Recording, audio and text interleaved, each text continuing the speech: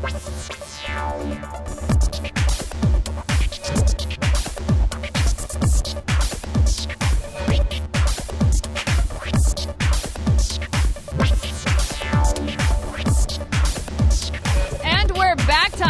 E3 live show streaming to you on both e3.ign.com and YouTube. It's been a while since the last Ghost Recon games graced consoles and PCs with their unique tactical action. Well, Warfare just got an upgrade in Ghost Recon Future Soldier.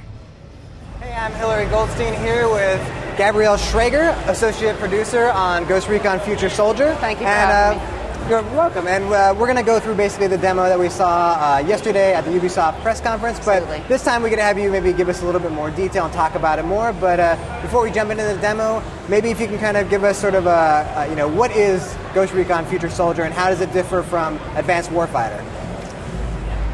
It's all about the ghosts and everything that made the ghosts what they were in the first episode, the second opus. It's the third, but just better. Well, definitely it's good that it is just better. So the area that we're going to be seeing here in the demo today, can you give us some context to what's happening in the storyline when we jump in here? Sure. So Ghost Recon Future Soldier, it's all about small squadron tactical warfare, and it takes place in about 10 to 15 years into the future. So we're in a near future setting, and the ghosts are out there with the military prototypes that are actually being worked on today. So we worked with a lot of different the NATIC, the Future Soldier Initiative Program 2030, DARPA, and we took what we felt was the coolest tech and what applied the best to the ghost tactics, and then we put it in game. And in this walkthrough, we are in Northern Europe. That's where some of the story will take place. First thing you're going to see is the features, the optical camo.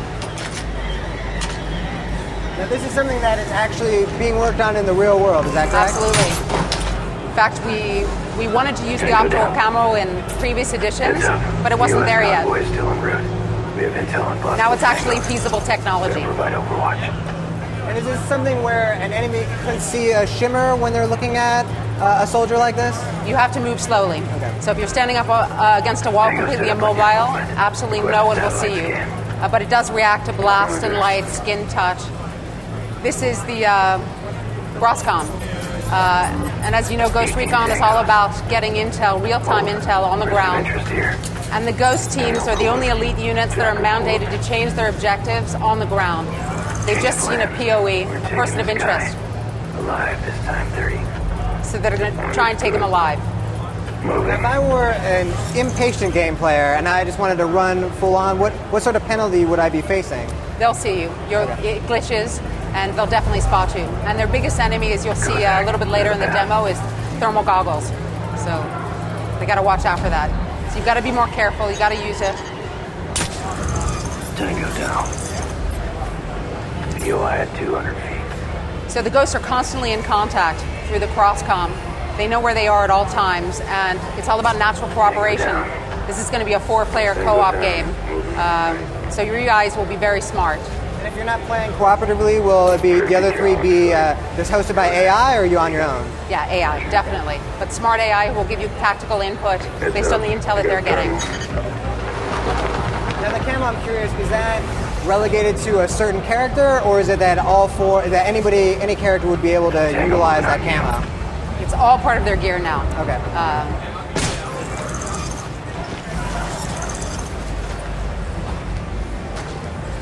Now, is that something that we just saw a soldier kill a guy, but then hold him up so that a passing patrol wouldn't notice that something happened? Yeah. Is that player controlled, or is that something that is automatically done by the game? Yeah, no, it's definitely player controlled. The idea being the ghosts are not there to kill everybody in sight. They've got a job to do. They're on mission and they're looking for this POI. They've got to stay stealth as long as possible to do that. Есть. What can you tell us? Can you tell us a little bit about the enemy that we're facing and sort of why we're going in there trying to capture this POI? One of our military consultants said something interesting to me. He said, what do we need to spy on our enemies for? We've got to know what our allies are doing, right? So it happens that the Russians were involved in some illicit ongoings in northern coast of Norway. So the ghosts have been sent in to check it out and find out what's going on.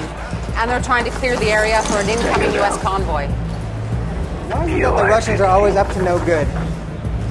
Haven't they learned by now? It's just that in Clancy books for years he's been writing about prospective military science, and Russia was one of the big hotspots, and it has proved to be such. It's got a lot of fuel, got a lot of diamonds, got a lot of natural resources up there that are going to be up for grabs. The Arctic, the colder regions, all that northern area is a very, very rich source of natural resources.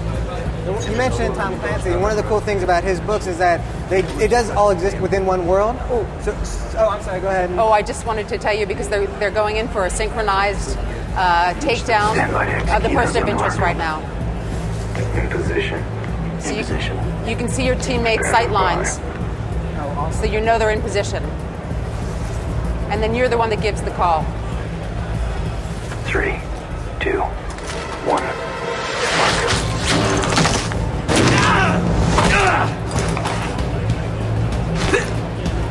We're clear. Mission accomplished.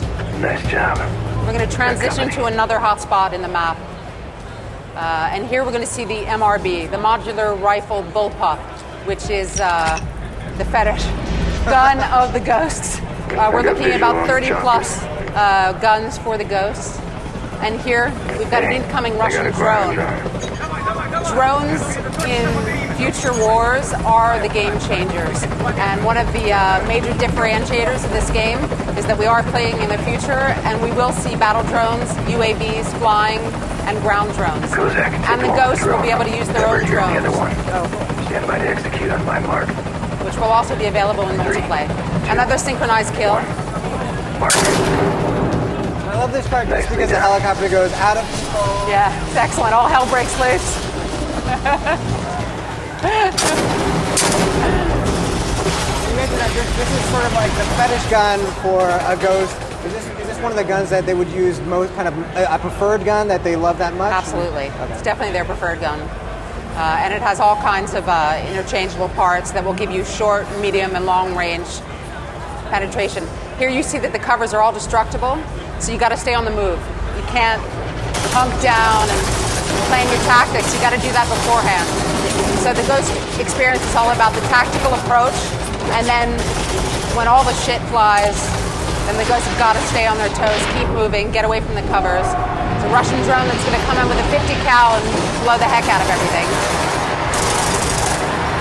With all these drones, is this something where, EMP devices are going to be the kind of thing that are really important for you to use? Yeah, we've got a cool EMP grenade because they're all about electronic warfare. The Ghosts will be able to use their EMP grenade to take intel off of them. Awesome. So that's one of the countermeasures that they'll be able to use, and there are a bunch of other ones.